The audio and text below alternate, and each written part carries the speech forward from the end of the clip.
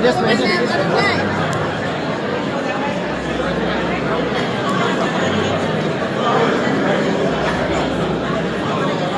Hey, how are you?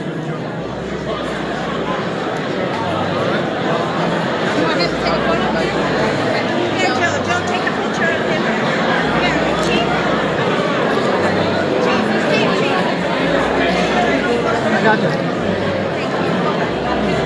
Next.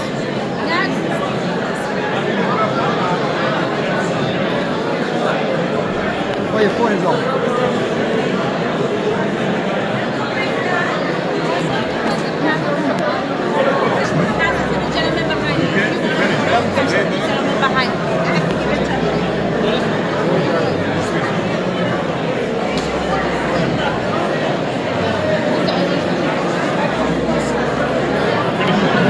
Okay, ladies and gentlemen, the president will take one more photograph. This one is the last one. This one. Do I put the last one? Oh, no, you can't. Earl. Tall one.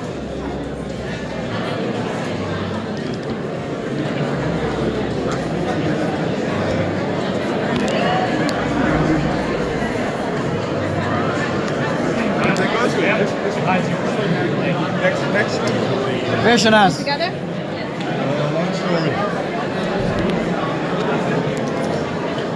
Still, You want to put your phone out and on the camera and pass it to this guy.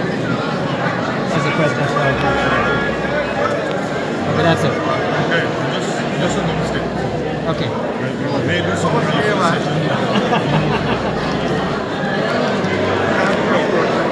Okay, that's it. Okay, the president makes his way to the front of the auditorium. How are you?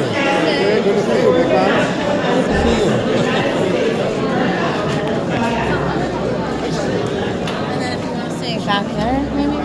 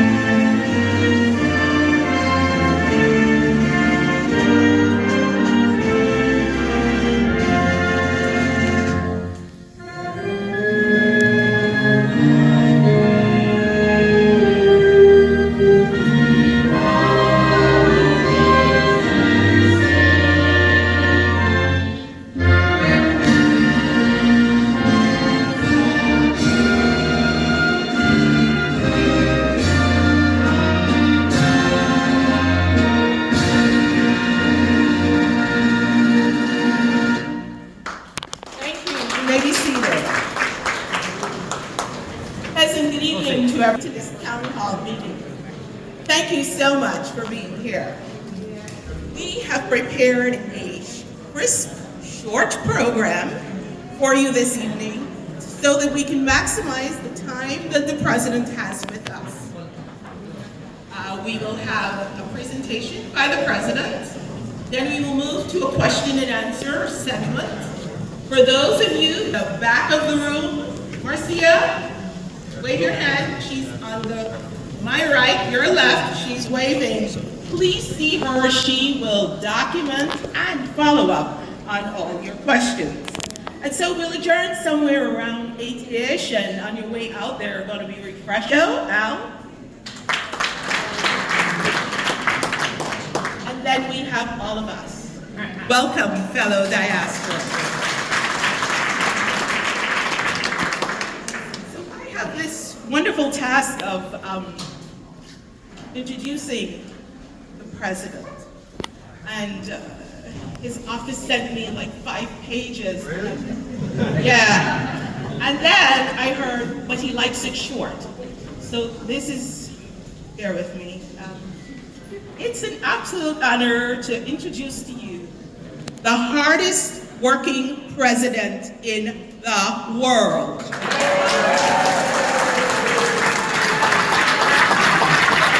But then again, we have this unique blessing because he's young and energetic, and that gives him the impetus to really demonstrate that work-life balance is indeed achievable. So after a spectacular week at the UN General Assembly, he's here with us tonight. And it's been a hectic week, we get that, it's been exhausting. But we so appreciate the fact that you have taken time out of your schedule to be here with us this evening, reaffirming the team, One Guyana, at home and abroad, and upholding our motto, one people, one nation, one destiny. Ladies and gentlemen, please stand as we invite up His Excellency, Dr. Mohammed IRFAAN.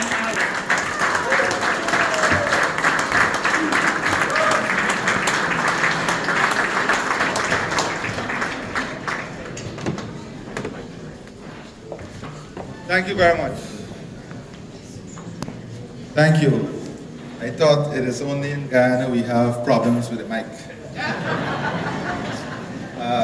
First of all, allow me to really thank all of you for your time today, taking your time to share it with me and the delegation.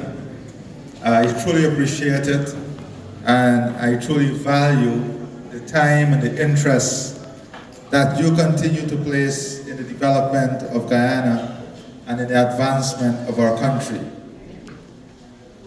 As my dear sister said, the last 2 weeks has been very hectic on the road, and if that was not enough, the Amazon warriors ensure that it remained hectic.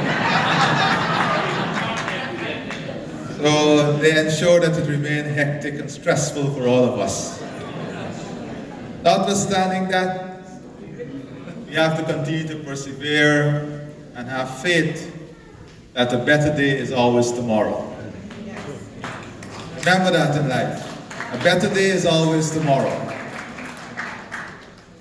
Today, I want to first of all share with you a short video on what we are working on and the scale of the task ahead of us in the next 7 years in creating an economy and a country that is ahead of time, one that is sustainable, resilient, strong, viable, and competitive, but importantly, one in which Guyana will present global leadership on energy, food, and climate. We're building a country in the next 7 years that will be far ahead of time. Aware of the fact that we may be 30 years behind the rest of the world as I speak to you. But by 2030, we have to be in front of the rest of the world. And that is the agenda we have set ourselves.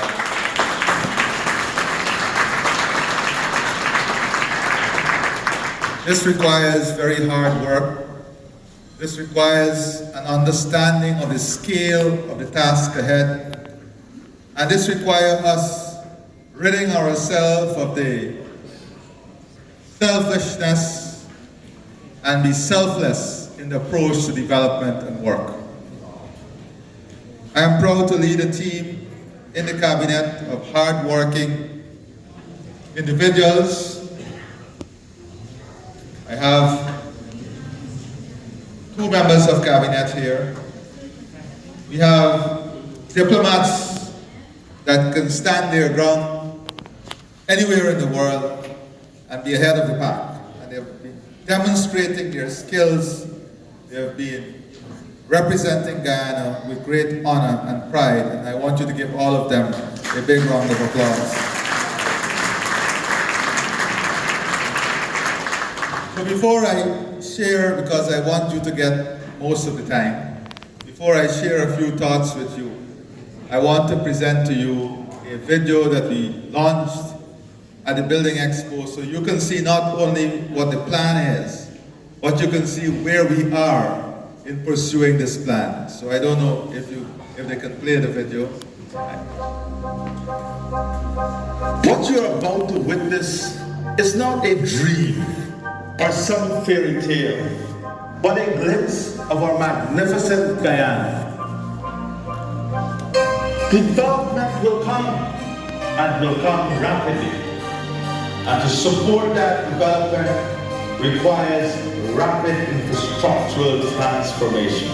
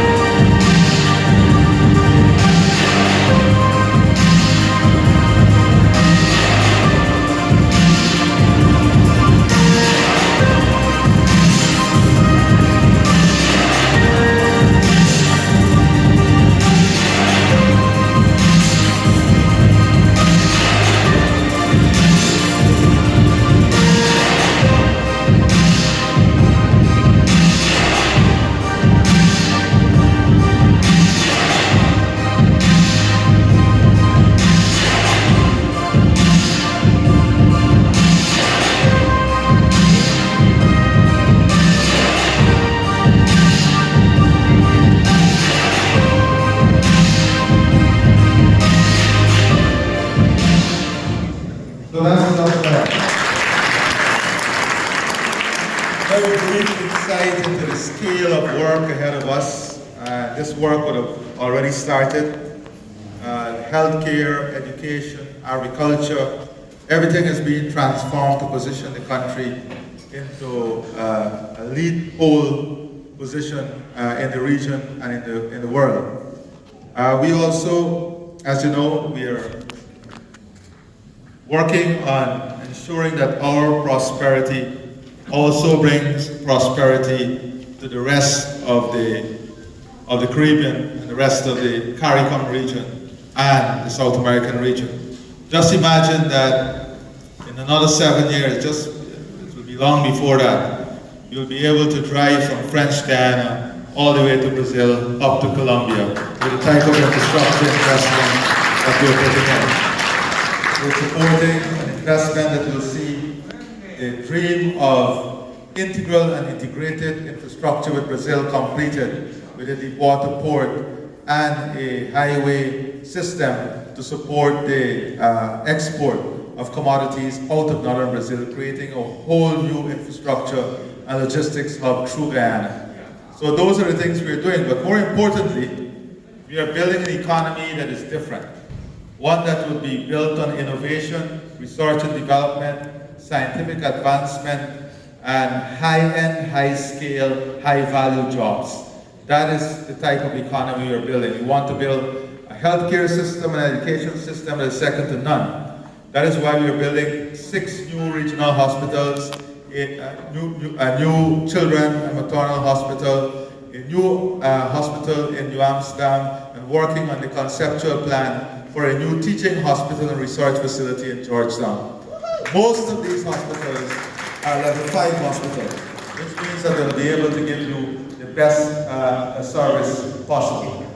So I mentioned today at one of the meetings at the UN that when one speaks about inequality, you always go to the rich and the poor. Now there is absolutely nothing wrong with being rich.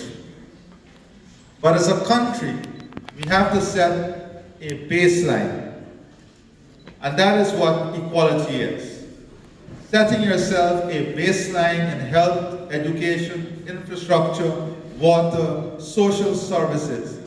And that baseline must be achievable and accessible to every citizen of the country. And that is the type of equality we are building. One in which we create basic level of services, basic level of standard, and basic investment that every single Guyanese, every single home, and every single community will enjoy. And that is the country we are building. You know, I've already said that I am not throwing the brand away. When I speak about one Guyana, it is not only the cultural coming together or the ethnic coming together. One Guyana is about a Guyana that gives opportunity and brings prosperity to every single Guyanese, brings economic wealth, and brings positive change in the life of every single Guyanese. And that is the future that we are pursuing. So, today, as I speak to you, you know, years ago, we had the unfortunate situation of whenever we went to present Guyana to investors, you had to first spend an hour trying to tell them where Guyana is located. And another 10, 15 minutes ensuring that they don't confuse Guyana and Ghana. Today, Guyana is pursued by every single sophisticated investor in the world, every single day. Today, our investment portfolio and our capital is from every segment of the globe, whether it's UCAF, Austria, China, US Exim Bank, the Islamic Development Bank, the Saudi Investment Fund, Qatari Investment Fund, the India Exim Bank, the Abu Dhabi Investment Fund, you name it. They are all in Guyana and all wanting to be part of the transformation of our country. But notwithstanding the tremendous capital that is coming our way, we have set ourselves some very important targets. In this international market, where interest rates are variable interest rates, we have said as a country, we are not going to borrow on variable rates. We are only going to borrow on fixed rate, securing the future of our country. When people say to us, you're crazy, how can you get fixed rate in this market? Well, I want to tell them, every single loan we got in the last 3 years is fixed rate. We achieved fixed rate on this market. And then, you say in this market, you're borrowing at between 5 to 8%. All our borrowing, we have negotiated fixed rate less than 4%. I dare anyone to do that. I dare anyone to do that. So we have set ourselves some fiscal constraints that are second to none. And that is because we want to create a viable future. And you don't have to take my word for granted. I urge every single person here in this room and around the globe to pick up the IMF report concluded last week. The independent report, the IMF report, and read it for yourself and hear what they say about this government and our country, Guyana. They spoke about the improvement in transparency and accountability. They spoke about the policies that we have adopted in the managing of the oil and gas sector. They lauded those policies. They lauded our efforts on climate change, and they spoke about our leadership on climate change. They spoke about our efforts on food security. They spoke about the improvement in governance system. But you don't see this in the front pages of newspaper. You don't see all the positive work and transformation that is taking place. The more than 7 new internationally branded hotels under construction now in Guyana, you don't see that. Because that is not used. That is not appealing. So we are on this journey also of ensuring that the correct narrative of our country is presented, especially among Guyanese. Because many times people use narrative and create their own narrative for their own selfish reasons. But I want you, and those of you who went back over the last 3 years, to make your own assessment. Go there and speak to the taxi drivers, speak to the operators and drivers. One of the problems now is we don't have labor. I have made a call on anyone who wants to come in the construction sector to come in. I've made a call at any single Guyanese who want to do nursing. The government will pay for your training, pay for your degree, and employ you when you finish the nursing. We have made a call that any single Guyanese, all our teachers, we are going to build a system to ensure that we pay and finance to have all our teachers becoming trained teachers in the school system. And those who are trained teachers will become trained graduate teachers. We are building now, we're spending more than $100 million on creating a new state-of-the-art national skill training center. Not only for the oil and gas sector, but for every single sector in our country and every single skill that will be required to take our country forward. And that training will be provided free of cost.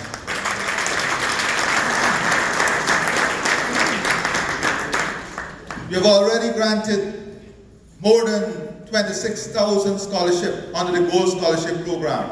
And we are well on our way to ensure that long before 2025, every Guyanese will have free university education in Guyana.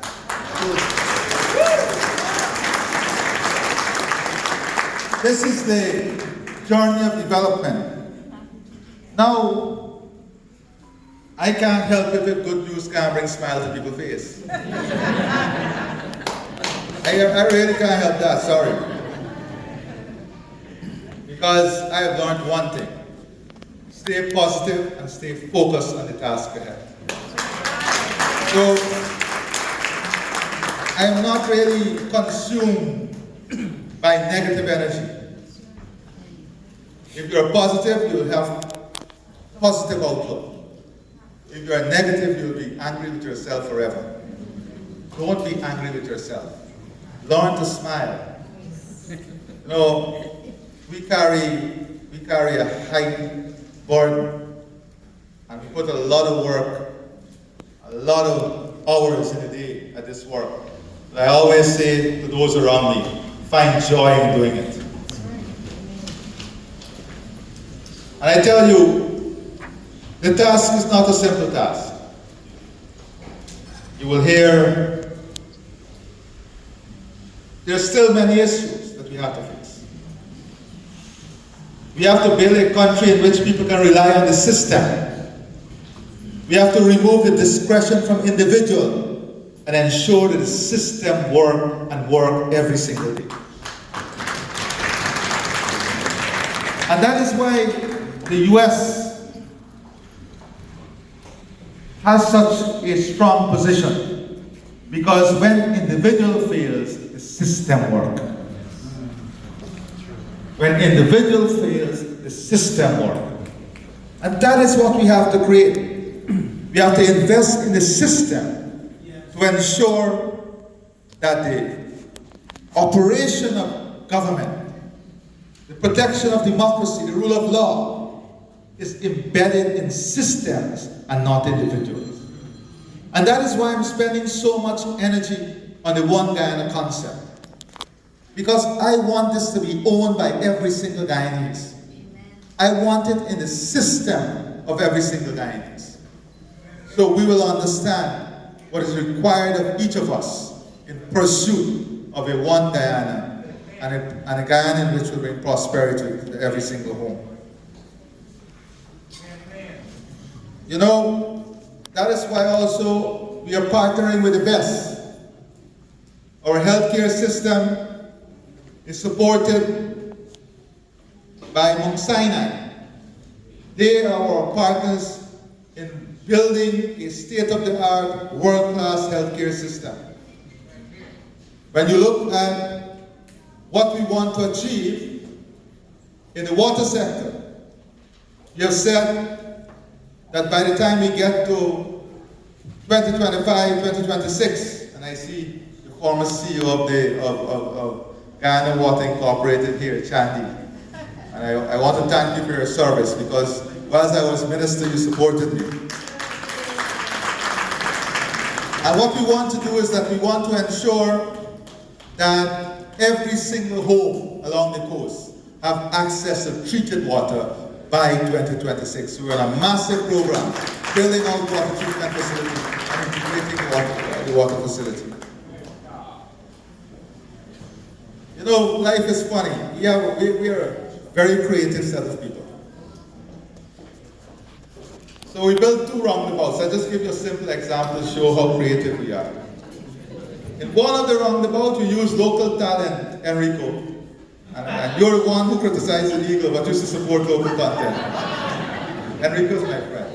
We built a roundabout and we had an eagle designed and built by local people. Everybody spent entire weeks about how this eagle helped me. So then we built another roundabout with a beautiful jaguar and the fountains. And then one car ran into the roundabout. And then everybody said, why you build such a beautiful roundabout? People are not paying attention. That is the nature of our people. That is how creative we are. You know? Hard to satisfy, you know? So, that is life, though. As your president, I understand that this is an environment I have to manage and lead in, and still maintain a smile at the end of the day. But that is what we have to do. So, where is our country today? We have just completed our half-year review. And in that review, you will see that real GDP grew by 59.5% in the first half of this year, following a growth rate of 62% last year. Importantly to this, because we are building a strong non-oil economy, the non-oil economy grew by 12.3%. Agriculture, forestry, and fishing grew by 7.6%. And you know, 3 years ago, we set ourselves a target with the pandemic and then the war in Ukraine, that we should ensure that we become self-reliant on all the grains that is required for feed production, that is corn and soya. We import maybe close to 35 to 40 million US dollars of corn and soya annually, and this is only going to grow. So we set ourselves this target, and by 2025, we will be self-sufficient in corn and soya. But more importantly, not too long after that, we will be able to supply the entire CARICOM of all its corn and soya requirement. That is where our agriculture is going. That is where our planning is going. Our mining and quarrying sector grew by 89%. I was giving the example to understand the scale of what is taking place. Because sometimes we look at these things and we don't understand the scale. But let me try to explain to you what is the scale. In 2 projects alone in Region 3, 2 private sector projects alone, public-private in one, we are utilizing more sand in that region than we use for 7 years combined on 2 projects alone. And that has to be done in 2 years. Multiply that throughout the country, and you would understand the scale of what is taking place. The sheer magnitude of work that is ongoing. Our services industry grew by 9.1%. And as you know, to support all these new hotels that are coming, by the time we get to 2027, we'll have at least 12 new hotels in country. We are building a state-of-the-art tourism and hospitality training institute. And we are trying to have 6,000 new entrants into the hospitality sector trained by 2025. Our manufacturing sector grew by 17.7%. And this is we're not even looking at gas. We're now completing the national gas strategy. When we're able to bring gas on stream, we will have the cost of energy coming down by half. And we will have the ability to build a manufacturing and industrial zone second to none and very, very competitive. We'll be able to have facility that will produce all the fertilizer and agrochemicals that we need in the region. Not only Guyana, that we need in the region. And we'll be able to be a significant contributor to regional energy security within the Guyana Shield and CARICOM region. Importantly, is the issue of, the construction sector grew by 44%. Credit to private sector. This is lending to the private sector for private sector project in the first half of this year. Grew by 5%. Credit to real estate grew by 7.3%.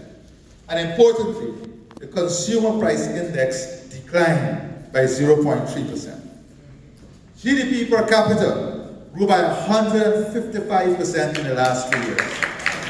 And by the time you get so it has moved from 7,000 to about 18,000, and it's going to get from 18,000 to 35,000 by the time you get to 2030.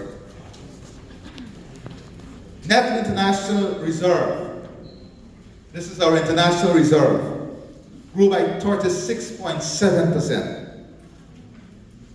But importantly, if you look at the media, You would think that, oh, we are borrowing so much. Let me give you the figure. In the last 3 years, when we came into government, our debt to GDP ratio fell from 49% to 24.6% in the first half of this year. From 49% when we came into government to 24.6% in the first half of this year. Importantly, our debt service as a share of current revenue is only 7.2%. So whilst we have debt to GDP ratio of 24.6%, in Latin America and the Caribbean, the debt to GDP ratio is 117%. 117%. This is where our country is positioned. Our domestic credit to the private sector also grew significantly. But importantly, our non-performing loan, that is people who are not paying their loans in the last 3 months. Our non-performing loan in the last 3 years fell from 10.4% to 4.4%. So we are not talking the talk. We're demonstrating through results what good governance and strong leadership and policy making is about. That is what we're doing. Every aspect of the economy. We're also working on building a world-class tourism sector, focusing heavily on ecotourism, targeting sports tourism, and building out critical infrastructure that will give us the ability to compete globally among the best in ecotourism services. These are the things that we are doing to ensure a safer, more competitive, viable, stronger, well-diversified economy. Because we want our future to be standing on many pillars. Our future is not about oil and gas. Oil and gas is the impetus that will give us the ability to build a future that is strongly diversified and an economy that is viable and highly competitive. The other area of focus is that of digitization. So what are we doing? The first period of inequality between nations came at the time when we went to mechanization. Remember the days we went to mechanization? The rich countries could have afforded the capital to mechanize. The poorer countries did not have the capital to mechanize. So there was an inequality gap. And what happened? The rich countries become very competitive, the poorer countries uncompetitive, and they were driven out of business. Now the countries are stepping up and they're able to mechanize. There is a new era, the era of digitization. So countries that cannot afford to digitize will now find themselves way behind. So we have launched a strong platform for the digitization of our economy and the future. So we are now moving towards having electronic EID cards, passports. We have a new citizen card that is under construction, resident card. All of this are critical ingredients in building out a future that will ensure we're competitive. A future that will bring us online with what is taking place in the rest of the world. In our healthcare sector, we are now deploying telemedicine throughout the country, the hinterland communities. 19 communities already connected, delivering better health care. We're also working now on robotics in the healthcare system, AI in the healthcare system, moving towards having AI in the education system. so that our young people are exposed to the best technology and are trained in the best technology to confront a very different future that we are heading into.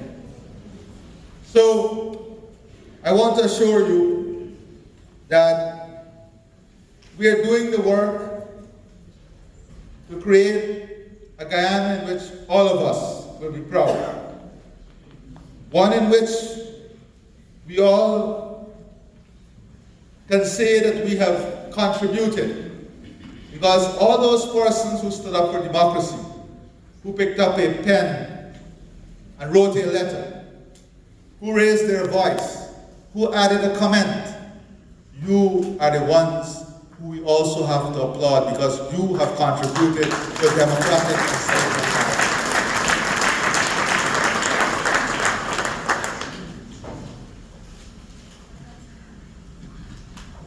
If we look at the different reports, you will see that the projected unemployment rate for 2023 is the lowest reported since 2013. You will see that our life expectancy is increasing, even as other countries are seeing a decrease in life expectancy post-COVID.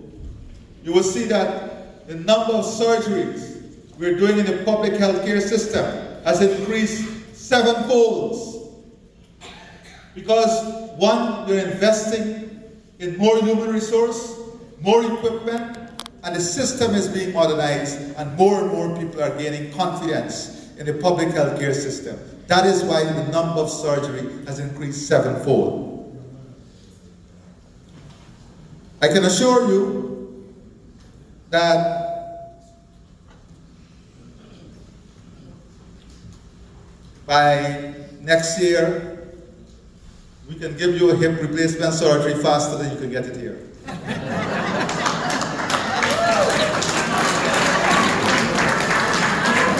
And Frank is also reminding me that we can also give you a knee replacement surgery. That is where we are heading. We've already started it. We're also working, Exactly. Well, the Minister of Health wants to ensure I tell you everything he's doing. We are now doing transplants in our public health care system. The waiting time in emergency has declined significantly. I know a lot of my relatives and friends in Canada are not enjoying the same level of service they enjoyed 3 years ago. So, as we build the future, I want to assure you that we have a very strong focus on what we want to achieve. At the end of it, we will have a highly skilled workforce so that we can target the high-yielding jobs. We are building out our aquaculture sector, looking at high-value crops, building out new entrepreneurial programs, bringing a lot of young people, single women, into the agribusiness. We are giving out a check of $3,000 US to every single Guyanese who need dialysis treatment annually. We now have a register for children living with disability, receiving disability grant. We have expanded our public, the school screening program. We have launched a program to screen every single child in the school system, so we can start treating any difficulties they have from now and create a healthier platform for a healthier country. Our public assistance program has expanded. Our old age pension has increased by over 65% in the last 3 years. We have brought back the Because We Care grant for children, the school uniform grant. We're expanding the school feeding program. These are the things we're doing to improve the life of people back home. I see also we have Dave, if I'm saying right, so Brad. These guys are also doing good work in Guyana, supporting the technological build-out, and they can tell you, I hope they do, they can talk to you about what is taking place and the pace at which it is being done. And people in the diaspora, you need to start telling the story. I see the imam from the mosque here. All of them come to Guyana and they say, we can't believe what is taking place. Well, tell the people. We have a duty to make it happen. But this is a story that belongs to all of us. You know, I wish if you could have heard what leaders from among the world are saying about our country. I'm so proud to be in meetings. The question is, how are you guys doing it? Share with us the strategy. We're now leading the world in forests on the carbon credit, the first country to negotiate an end-user agreement on carbon sale, $750 million with Hess Corporation.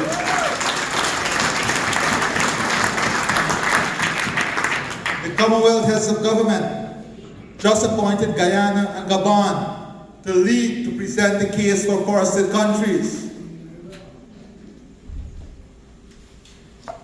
We are not getting on the international table by accident. We are getting on the international table by performance, by policy, by hard work. And we're not going to let anyone take that away from us. Because whilst I acknowledge there is still a lot more to be done, I know the work that we are putting in, the energy we are putting in, the focus we are putting in.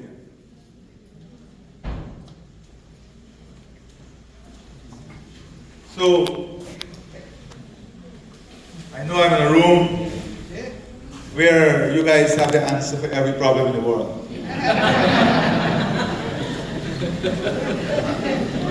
I can assure you I don't possess that overwhelming attribute. But also now I'm in a room with people who have ideas. And we are open to ideas. Because we are open to finding better ways in doing it right every single day. But we are also aware of what we have achieved in the last 3 years. And I will be doing an injustice to the people of Guyana, who have now changed their culture of working 6-7 hours, 24 hours around the clock.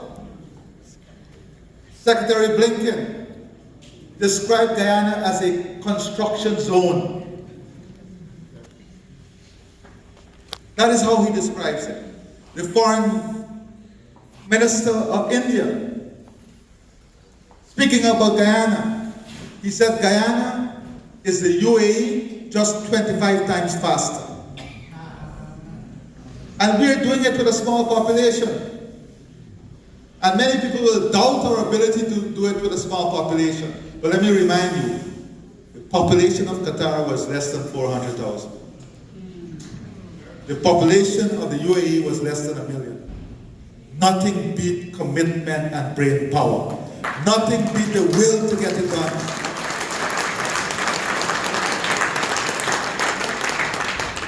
Nothing beat the will to get it done. And Guyana, we are now presenting a new platform for the world. We want to present a platform in which we must discuss a balanced approach to development. You hear all the talk about ending oil production. Read my lips. Those of you who remember that. And 45 licenses issued this year. The whole talk about globalization and the first pandemic that hit us, what did countries do? Close their borders, insulate themselves, protect themselves. Where was globalization then? Where was a borderless world? we must think as a people. We must understand the realities of the world. When we talk about, the whole debate on climate started with how do we achieve net zero. Suddenly you don't hear about how do we achieve net zero, you hear how do we end petroleum. Well, we're in a very good position. We're in pole position. You know why? Because if by 2050 the world decides that only 25% of the energy must come from petroleum, then they have to say what formula they will use. And if it is based on climate change, the formula has to be who produced it in the less hazardous way for the environment, with the least carbon, and then who's number one. So we're playing ball. We understand the debate ahead of us. We understand what is ahead of us. We talk about net zero, but still 35% of the world energy is coming from coal, the greatest polluter. We talk about net zero, but we don't talk about energy poverty. 900 million people in the world have no access to electricity. They go to bed without lights. The financing gap for adaptation is about $300 billion annually. So we understand the realities. That is why we are now proposing that we must commit to net zero. We have a duty and responsibility to work towards net zero, but we must do this in an honest and open way. We are a newcomer to the petroleum industry, and yet we said we are willing to start talking about a carbon tax and also the removal of subsidies for exploration in the oil sector. So we don't need to be lectured upon. We are ready and willing to do what it takes to have a better world, a more equitable and just world. So my friends, as I said, on security,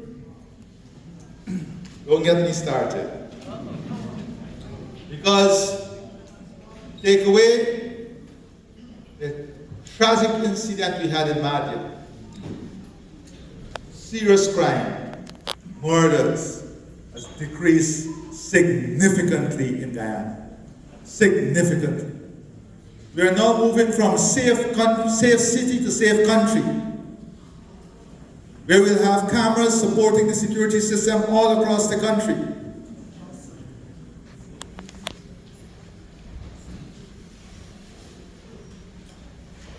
We're moving to a system where we must understand that knowing a second language, Spanish, is an important part of improving our competitiveness as a country. We grew up learning that we're the only English-speaking country in South America. We're very proud of it. That's good. But we're the only country in South America that don't speak Spanish.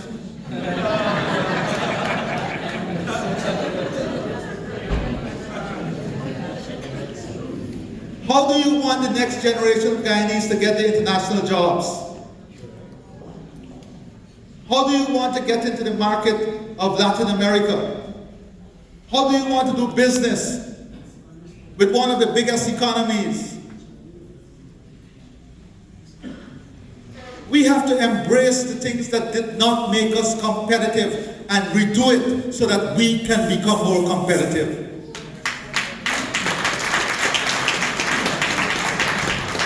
It may not be popular now, but 10 years from now, the people will thank us for the efforts we put in ensuring that Spanish becomes a strong second language in our country.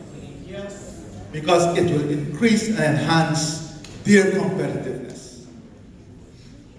One of my greatest regrets in school is I dropped Spanish. That is one of them. Now, at this old age, I have to learn a foreign language. And the poor teacher these days, they can't use nothing they used to use in the old days. So I have to learn at my own pace. Frank download something on my phone called Duolingo. There's a Frank? Very good. So, I'm very proud of the work that we are doing home. Those in the public service who are dedicating their energy and time to this task, we are very proud of them. And I want to assure you, notwithstanding all the difficulties we still have and all the problems we still have to solve, one thing you can know is that we are not going to shy away from them or walk away from them or hide our heads in the sand. We are going to confront every problem and find a solution until we realize the full potential as a country and a people. Thank you very much.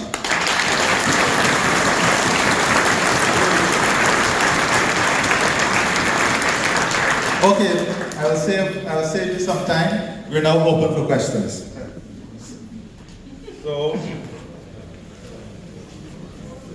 So we have one roving mic. There are some guidelines here. You're allowed one question. Okay, so everybody has a voice.